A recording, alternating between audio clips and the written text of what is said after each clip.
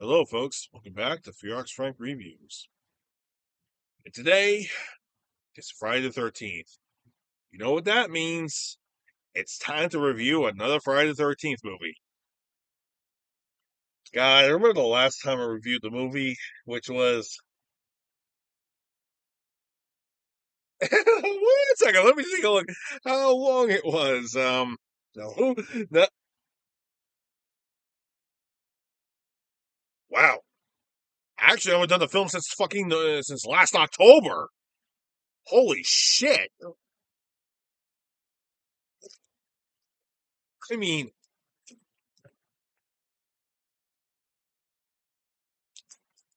wow. Just, wow, it's been almost a year since I did one. Well, might as well do it. Wait, what was the last one I did? It was the seventh one. That means I get to review Friday the 13th, Part 8. Jason Takes Manhattan. The final, not only is this the last Friday the 13th film released in the 1980s, but also the last one released by Paramount. I cut my finger. Yeah, I cut my finger earlier this week. It was really bad. So yeah, the final Friday the 13th film by Paramount Pictures in 1989.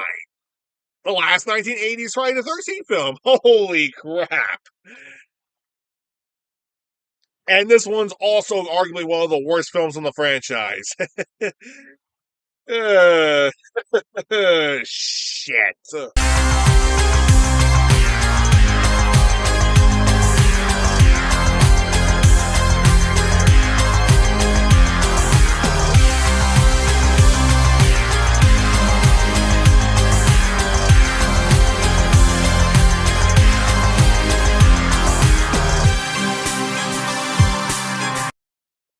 Before we continue on with this, before we go on with the review, I should also mention that Rex is actually going to get a video ready by today, too.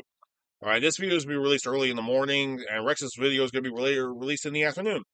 All right, so Rex, what games are you going to play? Okay, so we're looking fine. All right, okay, should be fun. Oh, hey Frank, oh, you want to know what games I'm going to review today? I'm going to do today. Well, I figured since today's Friday the 13th, it's Jason Day, might as well play games with Jason Voorhees in them. So, that being said, you're going to play as Jason Voorhees in Mortal Kombat XL. That's right, go through one of the most bloodiest fighting games ever in history as the most notorious serial killer from New Jersey. And also, round it all up with one or two levels from Friday the 13th, the video game. Ah, yes. Might as well play. Can't go through Jason's days without playing as Jason Voorhees in a couple of games. Am I right or what? Really? The two games I actually happen to own on PS4 that have Jason in them. Really, you didn't want to play GTA 5 and just wear the hockey mask and go around hacking people up? Yeah, that's a good one. All right. Yeah, no, my king, I should be criticizing you about that one. Play GTA 5 in a hockey mask. No offense, but I think the channel might get demonetized for that, though. I mean, if you put it on an age restriction, I mean, sure, it might actually work. But to be fair, I'm actually taking a risk by playing this. I mean, awesome. I'm gonna play the game in some mission levels. All right, that's just like levels where I'm just hacking some of the characters up. No, I'm actually going through some of the missions where you have to go through certain stages of the game to actually resemble the movies. Now, speaking of movies, which Friday the 13th movie are you doing today, huh? So, what? Which one are you doing today? Oh, oh, the film I'm going to review? Oh, it's Friday the 13th, Part 8. Rex, you okay?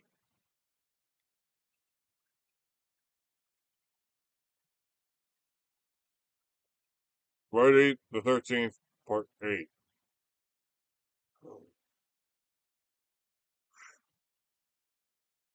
Okay. May the power of Christ give you power to get through this horrible film. So if you're Frank, good luck. I'm gonna get some popcorn. So you please, I give you strength for this horrible film. Thank you for that. I mean, really, thank you for that. And okay, look, I'm getting sick and tired of this bullshit. All right, look, I've been told this is arguably the worst film in the franchise. Newsflash, it's not. Okay? I will say this. It is the most 80s film out of the entire franchise. How? You have to watch it for yourself. All right? So, without further ado, let's begin with the movie, shall we? Now, wait, who am I can't begin the film right now yet. I mean, I gotta talk about the backstory behind this movie, all right? Supposedly, the original idea for the movie was that Jason was supposed to actually be in Manhattan throughout the whole film, right? I couldn't find the original script of what the film was supposed to be online. I mean, I think that's actually kind of hidden away somewhere. But supposedly, the rumor is that they actually found Jason that some research team in Crystal Lake actually found Jason's body, and they were actually curious about it. And these were scientific researchers from New York, so they decided to bring the body to New York. Like they got the body out of Crystal Lake, and they bring it over to New York City. Why didn't they bring it over to Trenton and Newark? Because of the fact the film takes place because Crystal Lake is in New Jersey. I have no fucking clue because priorities. They want the movie in Manhattan. Yeah. So with that being said, um, supposedly Jason was supposed to be on the operating table. That was supposed to operate on his body, but eventually he was going to wake up and kill the entire research team, and he gets loose in Manhattan. And he pretty much hides in the alleyways and the subway system most of the time too. And he basically hacks people up from time to time. So this was literally supposed to be an entire Jason film taking place literally in Manhattan, and we're supposed to have the iconic locations within New York City. Only Jason was going to be in them. There was even supposed to be a chase scene somewhere on top of the Empire State. A chase scene in the Empire State Building, and even supposedly the finale was supposed to take place on Staten Island at one point. I don't know what happened. How the film was originally supposed to go, but also they were supposed to have a huge amount of teenagers in the movie. Yeah, a bunch of a bunch of kids from New York, like from different school districts, were supposed to go around touring. It's supposed to be the last day in school. It happens to be Friday the 13th, and Jason hacks them all up. And supposedly we're going to be detectives and cops on the case, trying to locate Jason because they don't know who the hell the killer is. They find out much later it's Jason Voorhees. So yeah, do the math on that one.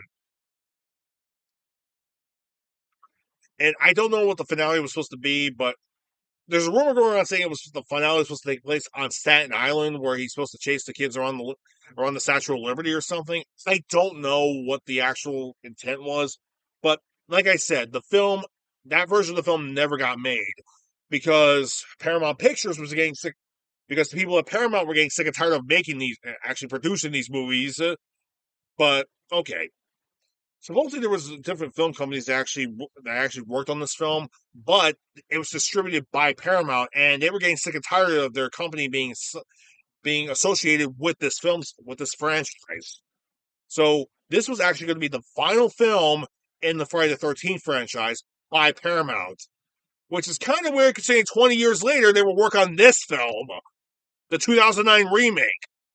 You fucking hypocrites. Yeah. So other than that, I really can't find any other information about the original script. So the producers had to look for other resources, and also here's the thing: the whole movie takes place on a boat. Most of the film takes place on a boat, and there was actually a ton of deleted scenes that amounts to 14 minutes, 14 to 15 minutes, and all of it was actually on the boat scenes. So, and most of the boat scenes take up over 55 minutes of the film. So, and this is like an hour and a half, and this is like what, like 100-minute long movie. So, most of the film was supposed to take place on the boat, and the film's called Jason Goes to Manhattan. It takes Manhattan. Yeah. Okay.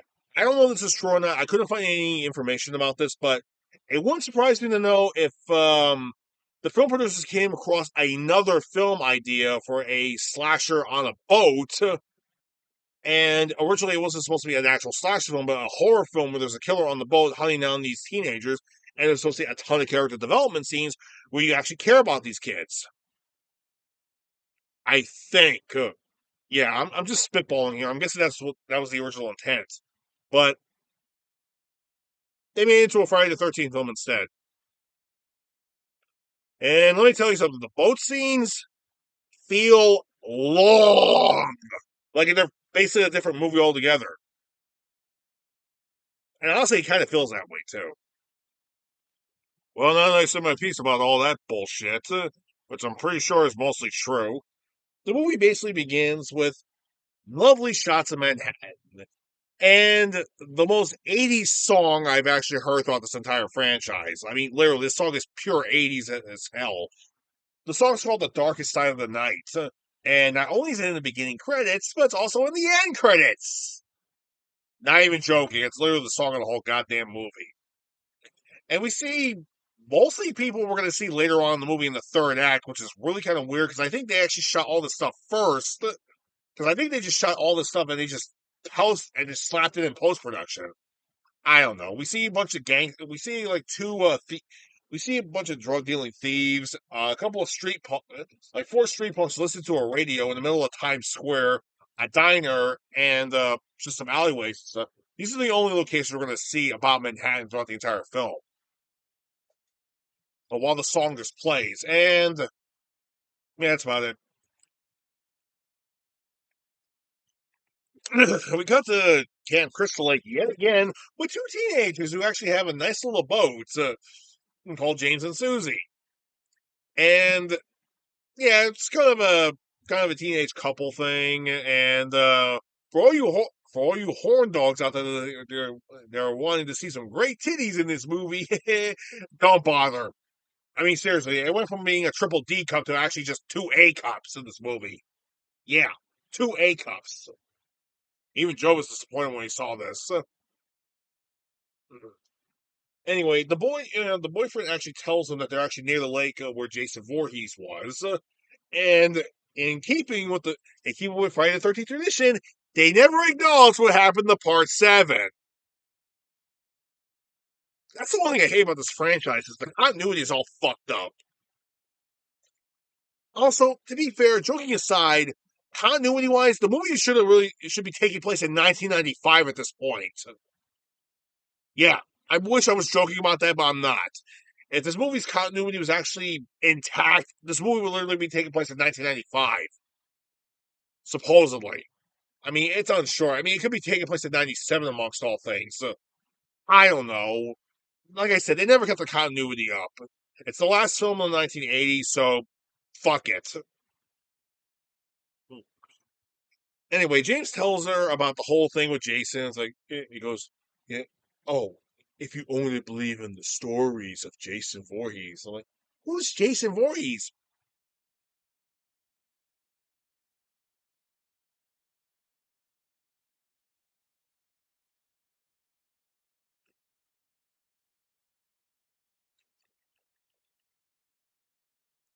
Hello? Is there any intelligence in that brain of yours? I mean, you're a really cute girl, but, any intelligence in there? Hmm? Any intelligence? Okay, let me put it this way. Young lady, you are a teenager in a slasher film, and you live within the Crystal Lake, within Cunningham County in New Jersey, next to Wessex County in New Jersey, Northwest New Jersey, by the way, where almost over 100 people have been murdered by a psychopath, by a tall psychopath in a hockey mask. And this is going to be going on for over a decade or so. And you don't know about the murders. The fuck is wrong with you? Okay, if this was like, I don't know, Nightmare on Elm Street, where they were trying to forget Freddy Krueger, that would make more sense. But how the fuck are these people that stupid to not know that Jason Voorhees even exists? I mean, okay, if this girl actually was a transfer student, that would make more sense. But come on, really? Anyway, the boyfriend actually drops the anchor, and it actually goes right by a power line, which actually there's a power line connected to Camp Crystal Lake.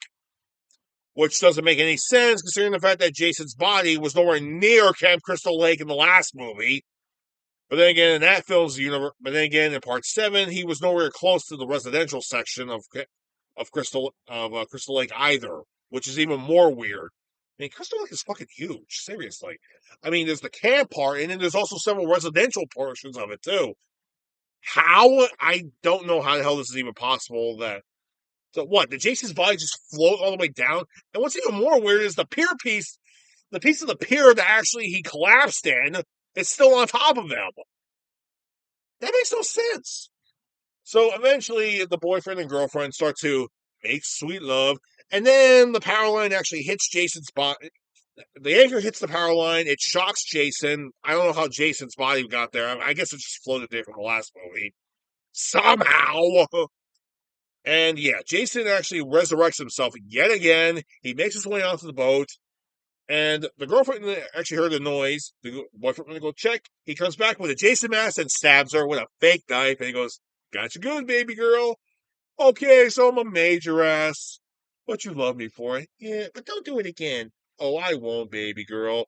Yeah, while this is going on, he let he let the precise hockey mask. Yeah, the boyfriend actually brings in a Jason Voorhees style hockey mask.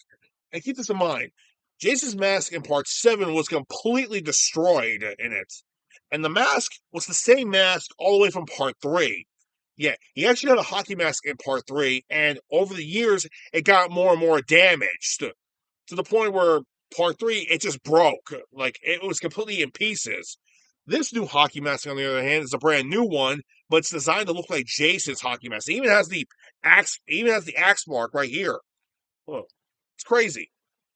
While this is going on, Jason actually makes his way to the cockpit, grabs the mask and a spear gun, walks his way down, arms the spear gun, and the couple happens to notice him. So he shoots the girl, but misses. The girl runs away. He just takes the spear gun and stabs the boy in the gut and pulls the thing back. I would say he probably pulled out the intestines because, yeah, it's not the intestines. I mean, as a horror fan, I know for a fact that's not really intestines. What it's actually on top of the spear gun is the rubber bands that are actually used, for the spear gun itself. So the boyfriend basically dies. He grabs the spear, goes after the girlfriend, and the most laziest kill scene in the entire fucking franchise. He opens it up and he slowly goes down with the spear tip, and it goes like. I'm surprised Jason's actor, Kane Hodder, didn't actually break character and go, "The fuck? I'm going as slow as possible, lady. No, no, no. Stop that. Stop it.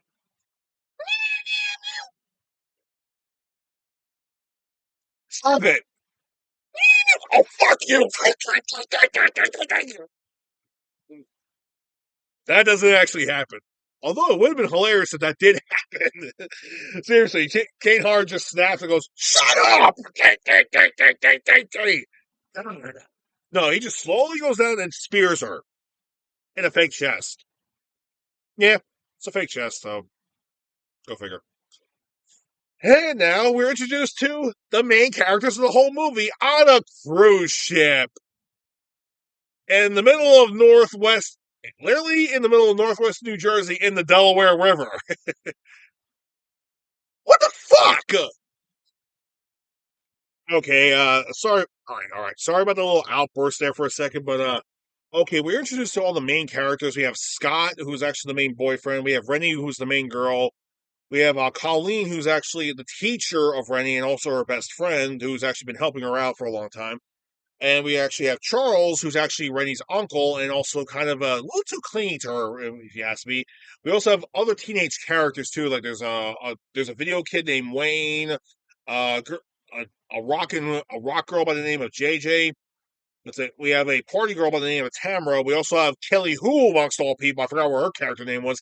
Yes, Lady Deathstrike herself is in this movie. How do I know that? Because her face is right here in the back of the DVD cover. Look at that. Yeah, see that girl? That's Kelly Who's character. She's literally in this movie. I'm not even joking. And there's several other characters too, and some of them are just one-off characters that we don't see later on. By the way, Scott's father happens to be the captain of the ship called the Lazarus. Now, here's what the plan is exactly. Now, this was actually in the radio announcement that the two lover kids heard earlier than like the previous night. But the thing is, they're supposed to actually go cruise. They're actually supposed to be on the cruise ship going from the Crystal Lake, going from Crystal Lake, New Jersey, all the way to New York City. But here's the thing. Okay, here we go. I got a map. Here's a somewhat. Well, you can't see the map. Okay, here we go. I'm sorry. This the okay. Let me just turn down the brightness level. There we go. All right, yeah. You see that? Okay, here's the map of New Jersey. All right. Now, okay, New York City is obviously right over here, and where the hell is Crystal Lake, if you may ask? Well, it's actually in this area. Well, it's actually over in this area over here, Northwest New Jersey. Okay, and it's not connected to any rivers by any means, but if it was, that's a bit of a problem because that's kind of weird. Anyway, if you happen to notice about one thing in New Jersey, if you live in New Jersey, you do know this. Pennsylvania over here is actually connect. It's not connected to it by land because we have the Delaware River, which starts all the way up in upstate New York, somewhere in the middle of New York state, and goes all the way down here, goes all the way down. And the cruise ship is supposed to start from someplace up here in northwest New Jersey, going all the way through the entire Delaware River, up the state of New Jersey, up the coastline to New York City, which should probably take like maybe an entire day to do that.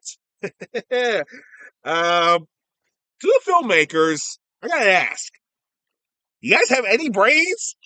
You have any brains in there? The Delaware River cannot hold a cruise ship like that. So, yeah. Okay, it's basically It's basically a small 1980s cruise ship that you've probably seen in many 1980s films beforehand.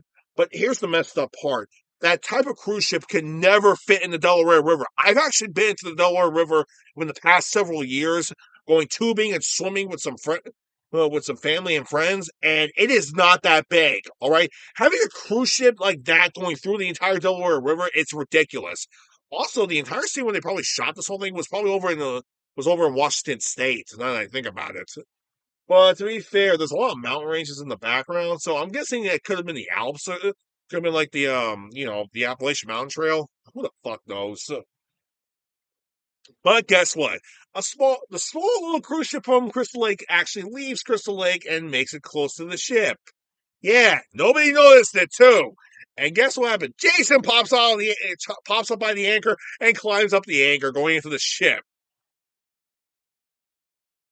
I'm not going to question that.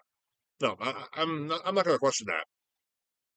Yeah, I mean that's probably one way how he gets into the ship. So, either way, we see like everybody introducing each other. Like Scott gets the permission to actually launch the boat, but his father kind of scolds him on a couple of things that was kind of stupid for no reason at all. So he just up and leaves. Scott catches up with Rennie, and they eventually catch up. But there's a deckhand. Yeah, it's one of those type of persons. A deckhand who goes, "This voyage is doomed. We're doomed. We're all gonna die. Jason's gonna kill us." But you see Scott go like, "You fucking tell shit, no fucking shit, pal. Shit." Like he just walks up, he doesn't give a shit. I'm not gonna lie, I do love Scott's reaction when he just says it to the guy. It's like, "You're telling me, pal." He just walks away like he doesn't give a shit. So yeah, the kids. So basically, you see Wayne and JJ actually doing a little music video thing. Anyway, JJ wants to actually go down to the power room and actually jam down there because they get concert hall sound.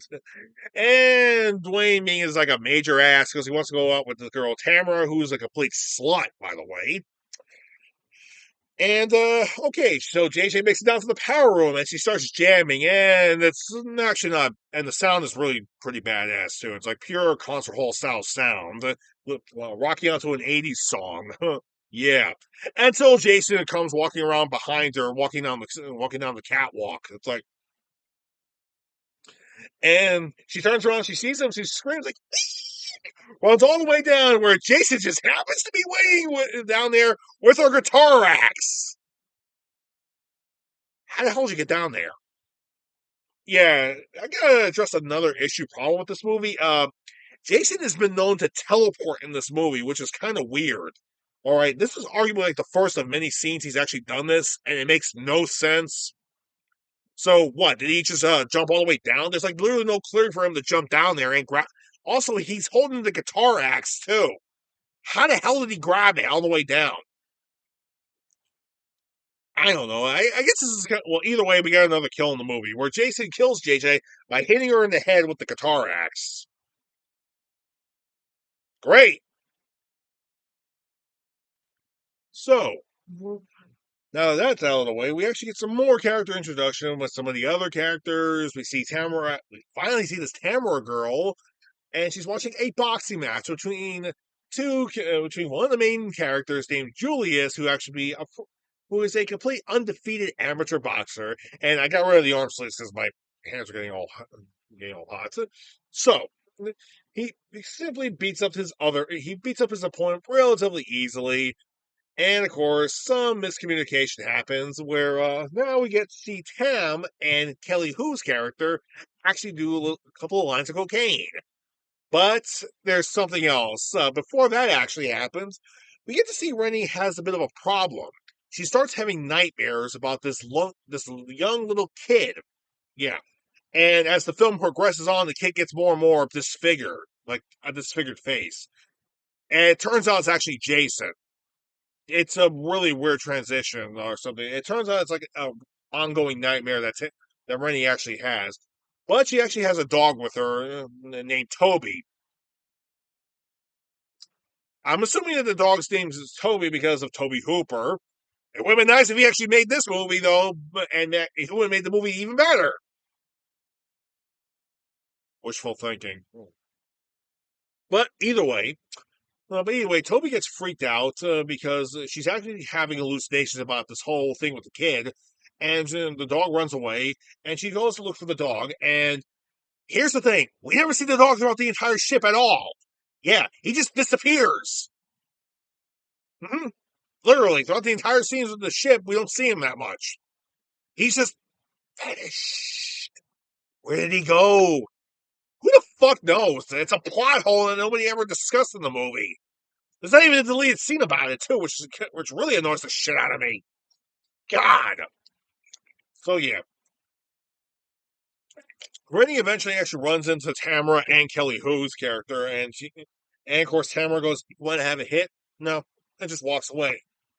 And this is sort of inconvenient timing, but her uncle Charlie, who happens to be one of the head administrators of the high school, finds them after they just did a couple of lines of coke. And of course, she thinks that Rennie actually narked on them. Bitch, he was looking for his niece. How the fuck did she narc on you? Think, stupid. Think. Well, either way, she wants to get revenge on her. So, anyway, the guy who actually lost to Julius is actually now in a hot box, actually relaxing with a towel over his head. Where Jason comes right in, grabs a rock, and just stabs the guy in the stomach with a smoldering hot rock, where flames come out for a little bit, and he's like, walks out of the steam room. Yeah, here's a fun fact. That was actually done in post production. That wasn't Kane Hodder playing Jason. Just thought you guys might want to know that. Anyway, eventually Tamara actually finds Rennie with Miss Colleen, and she inadvertently pushes her off deck because of the fact that Rennie can't swim. And when she's in the water, she's having hallucinations of the little kid yet again. Only this time, Scott jumps in the water, grabs her, gets her out of the water, gets some towels, and Charles overreacts. It's like, get the hell away from my niece, you bastard. This is my niece. It's like, dude, you're not her fucking father. Okay, dude, you're not her fucking father. Light up! Anyway, the deckhand comes back yet again and goes, this voyage is doomed. Jason is here. He's gonna kill us all. Does anybody even believe you? Seriously, Rennie just gets fed up with it and just walks away. And where she goes into the bathroom and washes her face, and and the water in the sink turns into blood for some messed up reason. And the kid from her nightmares comes back and tries to choke her out through the thing. And okay, here's a bit of a fun fact. A couple of decades ago, I actually saw this movie with Troy from Choice One, and he made a semi-racist comment saying the kid looked Asian in this, and he kind of did. Like seriously, the way the camera was positioned, yeah, it's clearly a white kid, but in this scene, it looks like the kid was Asian. What the fuck? And by the way, the left side of the kid's face, the eye is actually, it's like the face is getting more and more deformed. Like I said before, it's actually young Jason she's having hallucinations about, which doesn't make any sense. At least until much later on in the movie, we'll find out a little bit later. Anyway, Tamara actually tries to seduce Uncle Charlie, in getting a good grade, but of course he doesn't actually trust it. And they did a little kissy action, and Wayne, being with the camera, actually was a real ass about it, videotaped the whole thing and kind of blackmail him. But Charles gets the last thing, bitch, you're gonna be in high school by next year. You're already doing your senior year, and you can forget about ever going to any film school. So yeah, Wayne tries to be the dweeb and tries to actually pull the moves on her, but doesn't work. So he just leaves. It's like, yep, Wayne, you're an asshole. Walks away. Jason comes out one of the doorways, watches Dwayne leave, and looks over by Tamara's room. And Jason goes into Tamara's room after she takes a shower. She hides in the bathroom, and we get a nude scene, which again, like I said earlier, A cups. So not that exciting for some of you pervs out there. So, namely you, Joe, you sick bastard. God. And by the way, you have to do a couple. And by the way, you have three A-list videos to do this bunch of you little shit. God. Anyways, so Jason actually punches his way into her bathroom. When he grabs her by the robe, she actually escapes by hitting the fucking mirror amongst all things. He walks into the room, smashes the mirror, grabs the sharp piece, and stabs her to death. And meanwhile, back in the cockpit, the captain is talking to his first mate about fatherhood. So the captain leaves the bridge for a minute, and Jason kills the first mate, like in a semi kill way. And Jason just leaves the body there while the captain goes like, "Oh my God, are you okay?" Jason walks up behind the guy and cuts the guy's throat open in probably the dumbest kill scene ever. Now it's in slow mo. He goes, "Oh!" We see the neck wound open, but there's no blood coming out of it though. So it was meant to be a gruesome scene, but it comes off as pretty bad. Well, more to the body. Hey, more to the body count for Jason here. Oh, Jason's starting to rack up the bounty count just a little bit more. Yes. Anyway, Scott and Rennie actually get back together, and they actually head up to up to the bridge. And yeah, Scott reacts very badly to seeing his dad dead. So he actually calls everybody to come to the bridge immediately. He makes an announcement for everybody to come up to the bridge immediately. While he also tells Rennie to go drop the anchor. Okay. Yeah, I should mention at this point they should be in the ocean at this point. So, no, I'm not gonna say anything about that. Hmm, I'm not gonna say anything about that at all. Anyways, everybody hears the announcements. They come up. They see the bodies. Like, holy shit, what the hell's going on here? Anyway, Scott does get an SOS out to the Coast Guard, but Jason is actually outside. Is actually somewhere outside on the deck, and he sees the wires to the radio. So what does he do? Cuts it. Just rips it to pieces. Why? Because he's Jason. So anyway, Colleen and Charles make it up there, and Charles is trying to be is trying to be like in charge of everything, though. But yeah, dude, you're not in charge of anything at this fucking point. So yeah, the radios are dead, And the deckhand comes up and says, "This is all Jason. He's going on." Basically, he's saying Jason's doing all this shit. And he tells him how he got on board and everything. Charles tells him that Jason Voorhees has been dead for years. I'm like, you know what?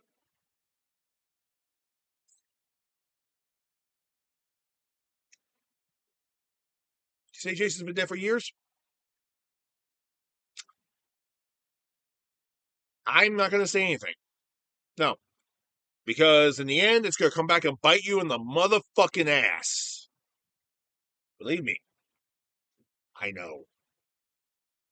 I know. So anyway, so the main boxer, so the head boxer Julian tells everybody that actually they should find some weapons to actually find the motherfucker before he finds them. Of course, Charles tells him not to go, and Julian tells him, "It's like school is out, you fool." And they go, and so they bounce out. They gather as many things as they can from the hallways and from the game room. Now, I know what you're thinking. What the hell are they going to do from the game room? Well, here's the fun fact: in the game room in the 1980s, they actually had skeet shooting. Yeah, in the middle of the river in New Jersey and Pennsylvania. You know what? No, forget it. I can't. No, forget it. Plus, to be fair, these are actually hunting shotguns they have. And hunting shotguns are actually legal in New Jersey. So, okay, fine by me. Okay, okay. So, let's go on. Move on, shall we? Anyway, the team splits up, and Wayne grabs one of the other shotguns, and he actually uses his camera. He's holding his fucking camera the entire time, too. All right, but before they all split up, Kelly Wu comes in looking for Tamara, and she finds her dead in the shower. She gets out in the hallway. Jason's right there waiting for her, and we get possibly a weird ass scene. I mean, yeah, Kelly Wu is being chased all over by Jason, and she gets into the dance floor, gets to the dance room, and she starts to freak out a lot. Now, keep this in mind: she did do some drugs earlier, and it's a possibility with her with the fear kicking in and her adrenaline kicking in. It's a possibility that the drugs are kind of maybe doing this a little bit though. So she starts having a massive freak out, possibly because of the drugs. Anyway, Jason barges his way into the dance room, and she tries to leave the dance floor, but she sees Jason is all over the place. Like, he's over there. Turn over here. He's over there. Okay, I'll go over here. Ah, he's right there. Turn around. Ah, he's right there. Okay, look, I know they're saying that this was all part of that. This Jason was teleporting, but guys, she did drugs earlier that night, so it's a possibility that the drugs that she took are kicking in because of her adrenaline. All right, she's actually having panic attacks. She's about to get killed. Her heart is pumping like crazy. So yeah, it's a possibility that drugs are actually causing these delusions on her. All right. Anyway, because of the fact she's having these delusions, Jason grabs her by the throat, lifts her up in the air, and chokes her to death. Hence the scene right here. Yeah. Kills Lady Deathstrike. Yeah. And so Wayne actually makes his way to the power room and looking for JJ because he's looking for her for the last couple of hours. Anyway, at some point, a piece of steam actually hits Wayne's glasses and he loses him. Very inconvenient. And because of the fact he's nearsighted, like, oh, I can't see shit. Like, dude, I'm nearsighted myself, and yet my vision is slightly better than his, and I can tell who's what's what, even if it's from a blurry distance. But anyway, somebody shows up to him, which is clearly not Jason, and he shoots the guy with a shotgun. He brings him up with his camera. It's a big ass camcorder, by the way, like one of those big ass television cameras. And it's like, okay, focus in, and it's actually one of the crewmen that Tamara and Kaylee Wu were actually hitting on earlier. Ironically, he keeps the camera on the guy, and then Jason shows up, turns the camera up. Jason smacks the camera away from him. So yeah, the guy starts to run. So yeah, the guy starts to. So yeah, Wayne starts to run away. He starts to head downstairs, and he trips over the guitar, and he finds JJ's body. Jason comes up and grabs him, and he chucks him right into the engine. And he chucks him right into the computer system that's right by the engine. Yeah, just chucks him in there. And Wayne pretty much dies from the electrical current, and his body gets set on fire. And because of this, the flames actually go from the floor up to the fuel gauge as that starts it, and the engine room starts to go on fire. Meanwhile, way back up on the bridge, Sean actually got the ship under control at that point. And I don't know what you're thinking. What happened to Rennie? Well, it looks like there was a scene Jason was about to get Rennie, but no. Rennie actually starts to drop the anchor, but Charles actually stops her and pulls the anchor back up. And he goes, "You must be listening to me. Dropping an anchor in the middle of a storm is fucking crazy." First off, they would actually know where the fuck they are. Number one. Number two, there's a fucking psycho on board. All right, dropping the anchor is actually the least of your. It's literally the least of your problems. Jerk off. Anyway, Charles makes it back up and he scolds Colleen and Scott a bit more because he's an asshole. Yeah. Hmm. I think I found a new A-lister for Joe's list. Hmm. Anyway, Jason sees the fire and he's right by a fire. He's right by the fire alarm. He goes, "Hmm." Beep beep beep beep. He sets the fire alarm off. Actually, that's actually one of the nicest things Jason's done so far in the film series. Huh, go figure. So yeah, Rennie's back in her room. Charles actually thinks they hear the fire alarm. Charles thinks it's not. It's there's no fire at all. That's actually the deckhand. So he grabs a flare gun and he goes after the deckhand, thinking that he's actually the killer. And he's actually going and causing people to go crazy. You know what? When I first said that here's a bit of a fun fact. The idea that maybe this movie, there's actually an idea going around, like a rumor going around. This is actually two movies that were combined into one film. It just kind of makes a little bit more sense because, like, this whole we're not even an hour in, and we're actually close to the climax of the whole thing with the boat. So, yeah, it feels like it's a little bit rushed, but it feels like we've been on the boat very long too. It's a little weird, huh? If you ask me. Anyway, I'll get to that a little bit. I'll get to that later on in the video. Anyways, Charles actually tries looking for the deckhand, and he does find the deckhand in the kitchen, but he grabs a knife and he runs away.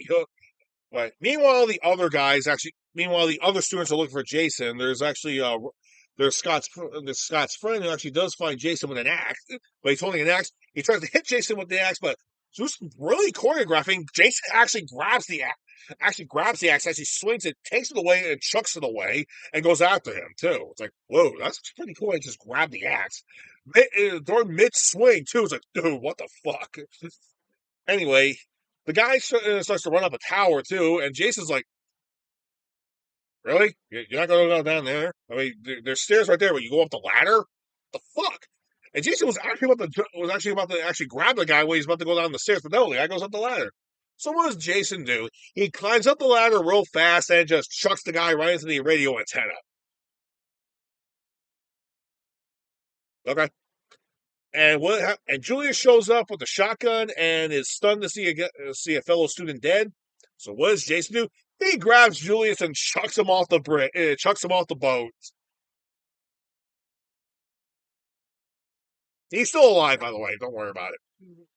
So yeah, Jason again tries to go after Rennie again, and tries to go after Rennie again in her room. Only this time around, she's having an hallucination about the little kid again, which the face is becoming more deformed. Jason tries to strangle her through the window, but she grabs a pen and hits him in the eye. He takes the pen out and starts wandering around the ship a bit more. So yeah, Scott goes to get ready, and the engine room is having more malfunctions. They head straight down to the engine room. It gets flooded, so they make their way out. Make their way out. And eventually Charles meets up with them, and he starts blaming Scott for the whole thing too. It's like, dude, you're fucking at, dude. I swear to God, amongst all the characters in Friday the 13th, you are by far the biggest asshole. Even more so bigger than the assholes that were in part 5. And that whole film was full of assholes. Yeah. In a film full of assholes, you're the biggest asshole amongst all of them. And you're not even from that film. Douchebag. I mean, seriously. Scott tries to tell says it was actually Jason, not him. He yells at him, "Don't! There is no Jason!" And he basically, so Scott basically should have cursed the guy out at this point, but he yells at him saying that I'm in fucking charge, not you. We're leaving, asshole. So I should mention Colony actually found guys up the rest of the guys up some more survivors, puts them inside the restaurant though, but supposedly off screen. But we see Jason outside the restaurant, and it's hinted that maybe he killed them or something. But we don't see these people again. But the boat is actually going through a malfunction, and the restaurant is actually in one of the lower levels. So yeah, Scott basically they said they're leaving right now. So what about the others in the restaurant? There is no more restaurant. Well, that was kind of a dick move. We could have at least saw Jason kill them. I mean, seriously. So they run to the deckhand, and he's like, plop. Yeah, Jason took the axe from earlier and snapped and killed him in the back. Yeah, so yeah, Colleen loaded one of the life rafts. They start making their way onto the life raft, where the dog happens to be. Where the fuck was this dog earlier? Seriously, he's like missing throughout most of the movie. He pops up again. Seriously, what? Again, Jason is about to actually jump down though, but instead he gets a surprise. Julian comes out from the water and he gets onto the life raft and the boat sinks. Off camera, of course. We get a scene, in my opinion, that probably should have been cut from the movie completely. Should have been cut from the movie completely, but I don't know why. It's basically them earlier in the next morning and they actually start rowing the way down. Charles scolds everybody again, like he always does. But screw it. You know what? Fuck it. This scene's fucking useless. Let's skip it anyway. Skip it. Skip it. So yeah. Anyway, they make it to. So yeah, they finally make it to New York, which really makes the question: did they really roll their way off from the Atlantic, from southern New Jersey all the way up to New York? Yeah. I mean, we didn't exactly figure out where the fuck they went. This is beyond fucking confusing too. I mean, yeah, they make it to New York finally.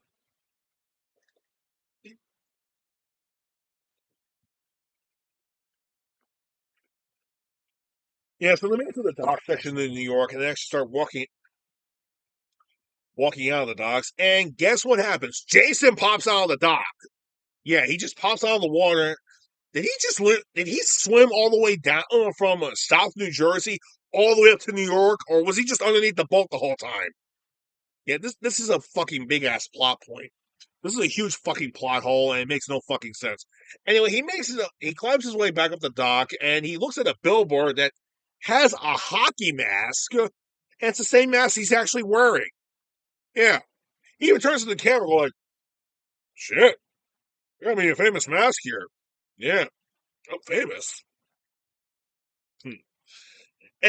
Jason's the least of their problems at this point. The survivors actually be able with the two druggies are from earlier that we saw earlier in the movie who actually mugged somebody for their money.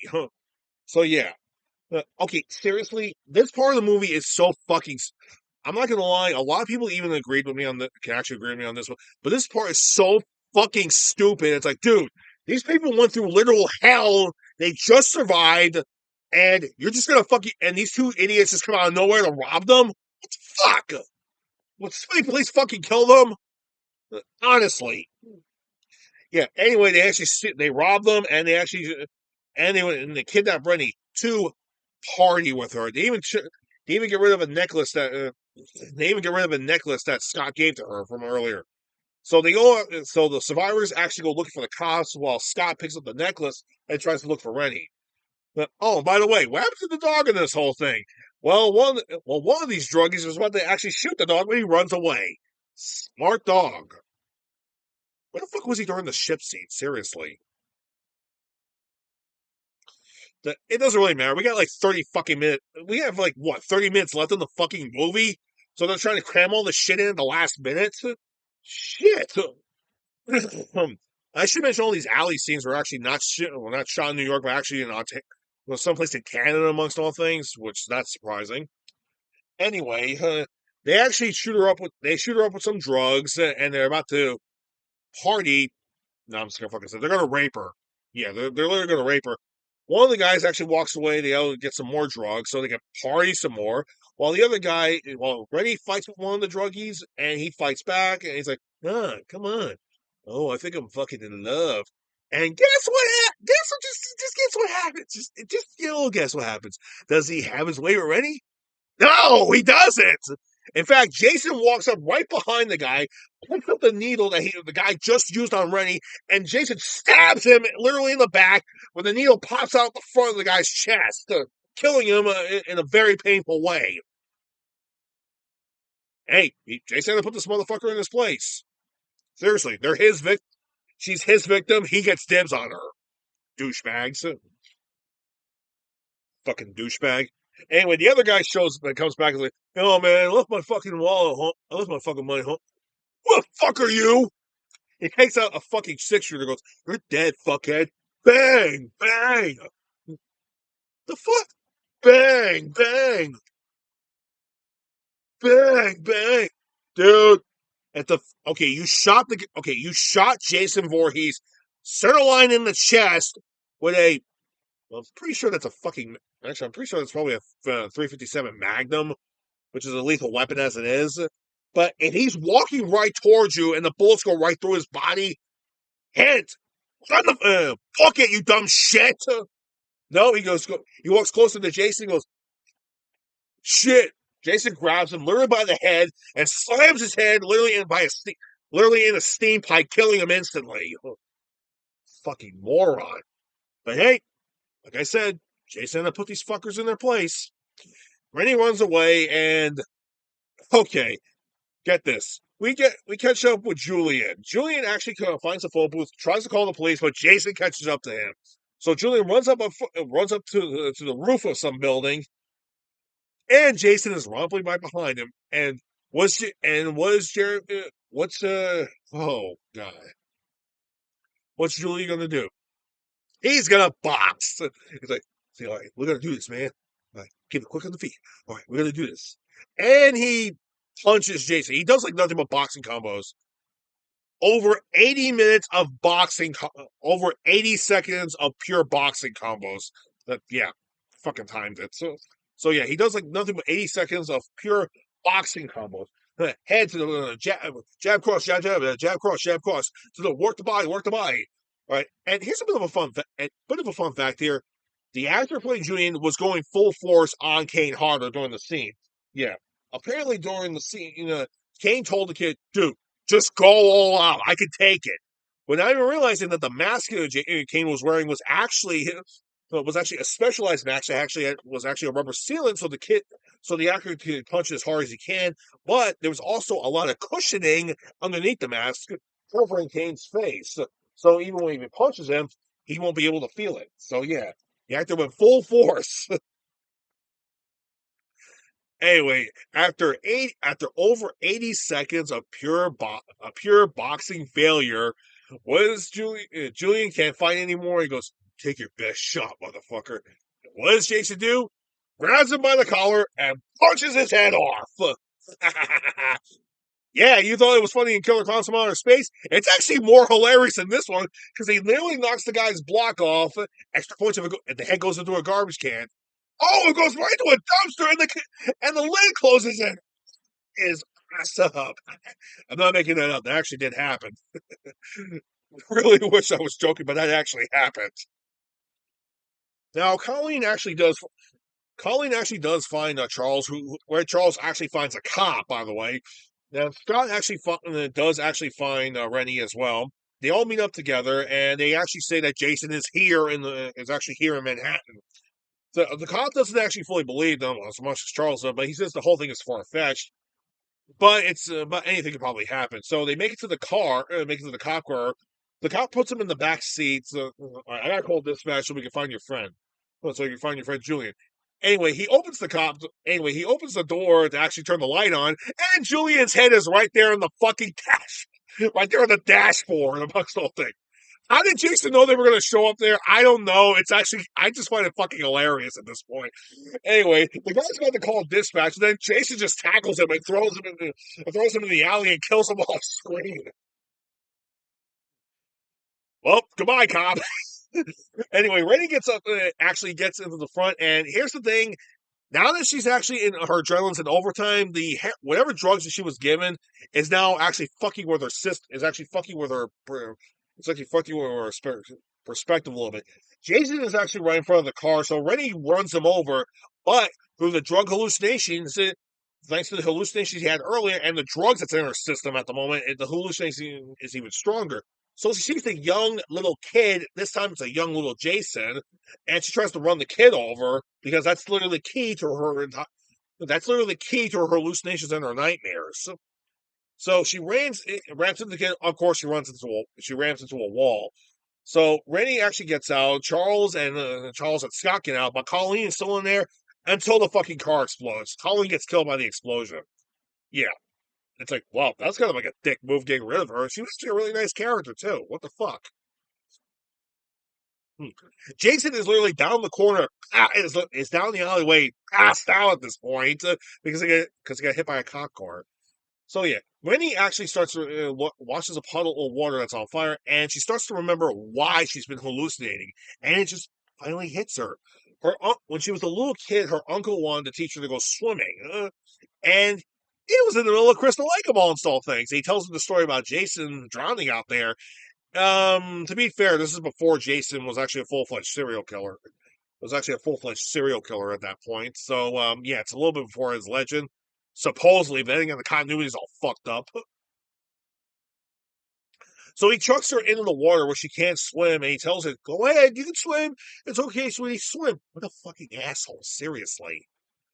Anyway, anyway, uh, anyway, she sees young Jason trying to drag her down, and that's where she realizes that's why she's been hallucinating. It was Jason Voorhees the entire time. That's why she's been freaking out. And she basically curses out her uncle, saying that he was the reason why she's been having nightmares the entire time. He did this to her. And anyway, Scott pushes him down and tells him to stay the fuck away from her, or else I'll kill you. So Charles is now defeated. No one's going to listen to him anymore. And guess what? Jason's like, I'm awake. And he goes after Charles. Anyway, Charles is like, no, you're not real. You're not real. He runs away, goes into a building. He gets tossed out of the second floor. Okay, what happened? Hey, it's me, Jason. Don't mind my random teleporting. I don't know what the fuck it's. Don't mind the random teleporting. I don't know how the fuck I'm doing it. Neither do the film producers, but it's kind of fucking hilarious. Now, if you don't mind, I gotta kill this sack of shit. How did you get up? Never mind. You know what? Forget it. I do not want to know. So he grabs Charles and he literally walks him over to a barrel full of toxic water, a barrel of dirty ass toxic water, and he chucks him in there and he holds him down until he drowns. Eh, whatever. Fuck him.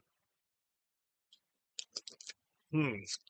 Wendy actually confesses that she had always a bad childhood, and she confesses what happened to her family. But Scott embraces her, and they have a lovely little kissing section until Jason finally shows up and goes after them. Yeah. So they make their way down to the subway. Oh, does Jason go through the door? No, he just goes right through the window. Okay. There's even a hot dog vendor outside watching him like, bro, hey, the fuck? What the hell did you do that for? Fucking assholes. And we cut to them to Rennie and Scott making it onto the subway. Oh yeah, they're away from Jason, right? Nope, he's actually in the first. He's actually in the first car earlier. It's like, there you are. How did he get on the train? I don't know, but we come to the most New York scene, one of the most New York scenes ever, where Scott and Rennie are running down are literally running down the goddamn subway car itself, and nobody's bothering to help. In fact, everybody's just ignoring it, and Jason is walking by everybody, and they're like,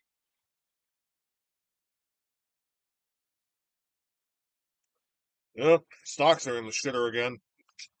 Yep. Jason even pushes a girl out of the way, and she's like, eh! While the woman right next to her is like, oh, wow, what an asshole. You okay, honey? The fuck, lady? They get to the end of the subway car, and Rennie yells out, help us, please! One guy's like, Shut up! So yeah, Scott grabs the emergency brake and hits it, and Jason goes flying like 10 feet in the back. And he's like, he gets right up too. The whole scene when the train stops is actually a one shot where we see Jason go flying backwards, and he gets right up and he goes walking towards the camera. So he gets out of the subway car, and Scott tackles Jason, and he hits an electrical cable, which fries his ass. 6,000 votes. Wow. And so Jason is dead. They walk out and they are in Times Square. Oh, beautiful Times Square. Literally, this is beautiful Times Square during 1989. The bat signals in the back. We got the Coca Cola lighting up there. We got tons of billboards and everything. It is just a gorgeous, nostalgic New York scene. Oh, awesome. Yes. Yeah, they hold their hands and walk together down Times Square until Jason comes walking right out of the goddamn subway. And it probably is not surprising to know, but I think this scene was kind of improvised, where Jason is like this, like, yeah, I think Kane Hodder did that on purpose. But seriously, whatever. Seriously, we actually had a chance to read Jason's mind, he's like, "Oh, I'm gonna kill you, bitch, and your little ass boyfriend too." Holy shit! Holy shit! I'm in Times Square. God damn! I always wanted to come here. Oh, oh yeah! I'm in Times Square, baby. I miss Crystal Lake. Hmm. So yeah. Anyway, Rennie Santa looks behind them, and yeah, Jason is right there too. And by the way, here's a bit of a fun fact. This actually did happen too, but before the scene was actually filmed, they had the whole scene set up, and Kane Hodder was in costume, but he wasn't wearing the hockey mask at the time. An obsessed fan actually grabbed the mask. Where Kane actually saw it, he ran after the guy, tackled him, and knocked him out just to get the mask. It's a true story that actually happened. Look it up. Yeah, don't fuck with Jason. Anyway, they actually start running, and they actually continue running again because knowing nobody's going to help them, they run again. And we flashed by the punks from earlier, and I'm starting to think this is the exact same scene from earlier, just shot much later. Just they used some of the earlier shots beforehand, just earlier in the movie, and they shot the rest of the stuff later on. So yeah, that may be the reason why we have these scenes are the exact same. Anyway, Jason walks by the punks and actually kicks the radio over. And the lead punk goes, "Hey, you're a dead meat slime bag." Pulls out a butterfly knife. And Jason does by far the funniest thing ever in these movies. He turns around, rather than fight them, he just does this with his mask. The the reaction on on the punk's faces is like, they're like shitting their pants. They're looking at his face. The lead guy goes, "You know what? We're cool," and they just bolt in the other direction. Back to work.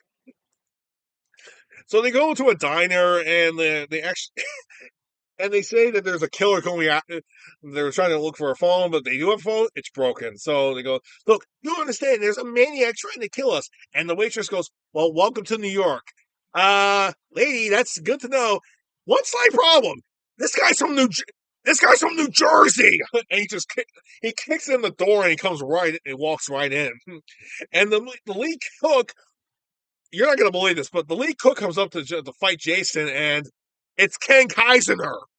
Yeah, the guy who plays Jason in Freddy vs. Jason is up against Kane Hodder's Jason. I'm not kidding. We have Ken Kaisener and Kane Hodder together in a Friday the 13th movie. And so you son of a, he smacks his hand out of the way, grabs him, and throws him over the counter.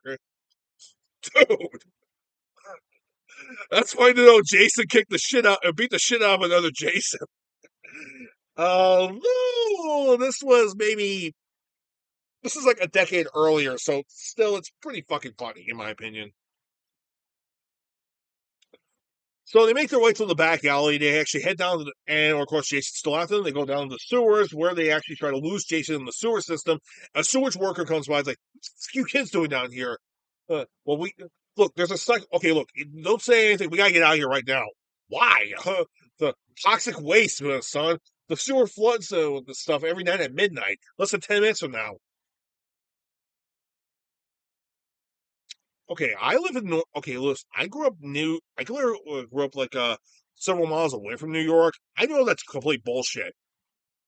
All right, I grew up within Bergen County. And I live in Newark, so even I can tell you right now that's still a bullshit. But whatever. Anyway, they actually start to make their way out until Jason actually tackles tackles the sewage worker guy. And actually, Scott gets knocked out. He kills the sewer guy via shadow effect, and Rennie actually distracts Jason before he kills Scott. And of course, he goes after her. She grabs a barrel she grabs a small barrel of toxic waste and throws it at Jason's face once he comes nearby. His face starts to burn, so he rips the mask off, revealing his face.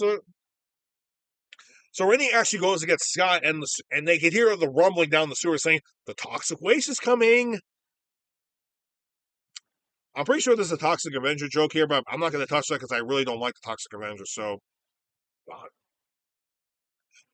So yeah, Jason actually does makes it to both Scott and Rennie. He's about to kill them both until he hears the water. He turns around and okay, I don't know why this is in the scene, but I think this should have been cut from the movie where Jason actually speaks in a childlike voice saying, "Mommy, don't let me drown." And you think that I'm actually full of shit. The camera actually turns to Jason as we see him say, "Mommy," and then he starts puking out water. Okay, look, if I was gonna fix this movie, there's a lot I would fix, but for this scene, just cut out the audio of Jason talking. That's it. Anyway, he gets hit by Jason literally gets hit by the toxic water, like by the toxic waste. It hits him, it hits him, it hits him, it hits him, it hits him, hits him, hits him. All right, he's basically burning up from the toxic waste, and we see his body comes right up, and he goes on fire, and then he sinks back down to the bottom. We get an outer shot of New York's of the Empire State Building getting hit by lightning for some effed up reason. I don't know if it was supposed to be due to the fact that so the original ending was supposed to be maybe Jason getting struck by lightning and him being tossed into the river. Actually, that sounds like a way better ending for Jason. So anyway, Scott and Rennie both survive, and as the war goes down, what do we see where Jason's body is? It's the young kid from earlier. Yeah, it's young Jason. It doesn't make a lick of sense. I have no idea why it's even there. I think it's just stupid. But originally, the scene was supposed to have Jason's burnt corpse there, but they couldn't actually. I guess they ran out of money to actually get the burnt corpse there, so they just put the child actor there instead. The ending shot is actually Jason's mask floating in the sewer water until we actually see them back. We see Scott and Rennie back in Times Square, actually holding each other, and then who comes up? The dog shows up again after Scott gives her the necklace he gave her earlier. Okay, seriously, what is up with this dog character? The movie cut. Anyway, the camera goes to points us back into Times Square. We hear the song in the dark of the night again, and that's it. The movie's over. And that was Jason Takes Manhattan, the last Friday the 13th film of the 1980s, and also the last Friday the 13th movie being made by Paramount until the remake back 20 years later. You fucking hypocrites. Ugh. This one was a real doozy. You know what's weird? It feels like I'm watching two movies at once. Like feels like it was a long ass movie that was cut down to being short, while the other one was like rushed beyond recognition. Oh boy, yeah. Though I'm not too sure this rumor is even true or not. But I tried looking up some information online. I couldn't find shit. But it's a possibility that this movie is actually two movies that was combined into one. All right. Obviously, the whole idea for Jason was actually having him go into Manhattan, which didn't happen to like what almost an hour into the movie. But the whole thing with the boat, it feels like it's from a different movie altogether. I think they actually found like since they found out Paramount found out they couldn't actually make a Friday the 13th movie in New York, they said, okay, why not have it for the last several scenes in the movie? and just have him go on a boat, go into New York, which doesn't make any sense whatsoever. The whole thing with the whole thing with the cruise boat, actually with a slasher being on board, that sounds like a good idea for a separate slasher film altogether. But I think that was originally supposed to be for a different film, but they couldn't. But instead, they decided to use it for Friday the 13th. It's just to fill in the gap. Yeah. Now comes the part where I say, do I hate this movie? I'm going to be honest here. No, I really don't. I really don't hate this movie. Now I know my buddy One Shoe Wonder and his crew actually tried reviewing this movie like over a decade, or like what, over a decade ago, and they've tried to make a PSA announcement trying to say not to watch this movie or else you're going to be brain dead. But I'm a Friday the 13th fan, and the only film I say is the most hated film in my opinion, the one I hate the most is Part Five. This one, yeah, I don't really hate this movie particularly. No, in fact, I kind of find nostalgia every time I watch this movie. Why? Remember earlier when I said this movie feels like a 1980s film altogether, like it's purely 80s as fuck? Well, it is. Like literally, the whole setting feels like a pure 1980s film, and the music is all 1980s. The setting and the clothing design, including the set designs, are all 1980s. The scene in New York's are all 1980s. Hell, even the opening credits look like they're from a 1980s film. And the song that's used in both the beginning and the end of the movie, "The Darkest of Night," it's purely a 1980s song. So if you're an 80s fan, you're probably gonna like this movie, as best of as that sounds, but still. Like, let's take a movie. Let's take a look at these couple of movies real quick. There's Ruthless People I did years ago, which is a purely 80s film. It's a comedy that took place in the 80s, but it was in the culture of the 80s, so it's a pure 80s movie. There's also The Adventures of Ford McFarlane. You know that, you know the film I'm talking about. That Ford Fairlane, uh, where of course is actually a comedy film that was shot for 1990, but the whole thing was shot in 1989 and it was released in 1990, and it was clearly paying a lot of homage to the 1980s. So yeah, it's purely an 80s film, even though it's technically not.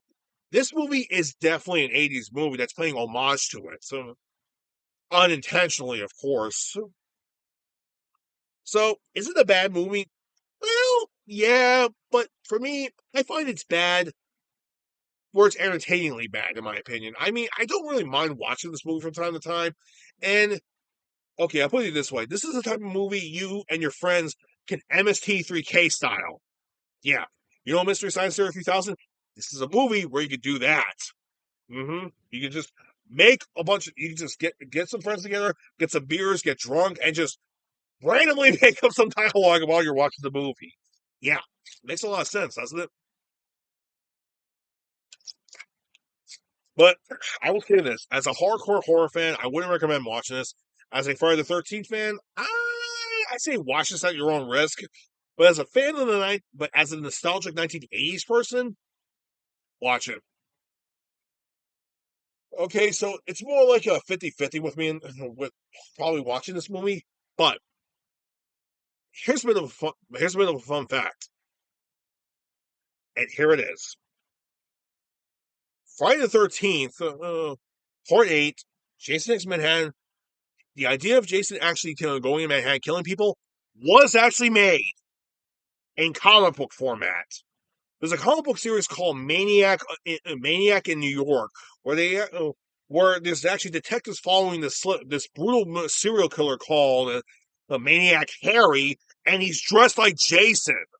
Well, okay, not fully Jason, but the way the costume is designed, he's wearing a big puffy jacket. He's a bulky guy wearing some slacky pants, has a machete or a big ass sword knife thing, whatever.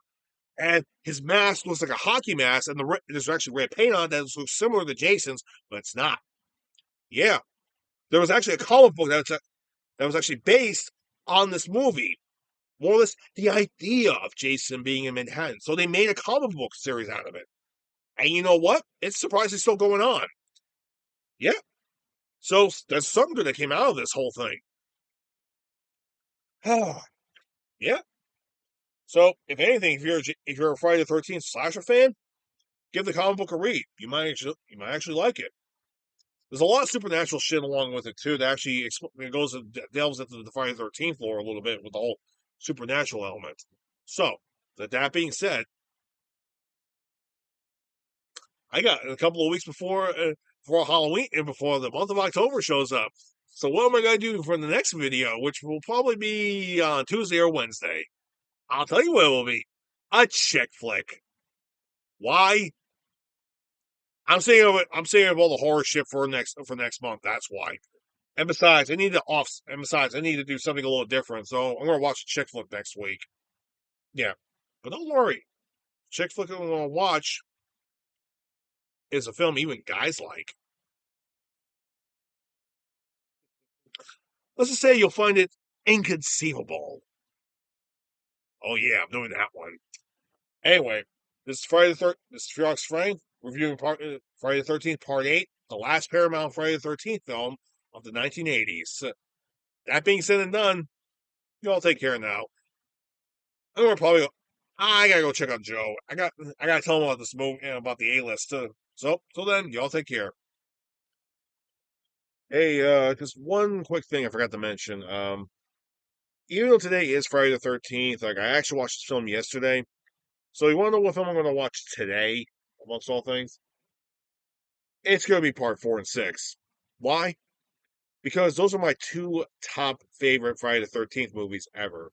Amongst all eight of the original films from the 1980s, the ones I find are the purest versions of the good old fashioned nightmare world of Friday the 13th will always be part 6 and part 4, the final chapter, and Jason Lives. All right, that's all I wanted to say. All right, y'all take care now.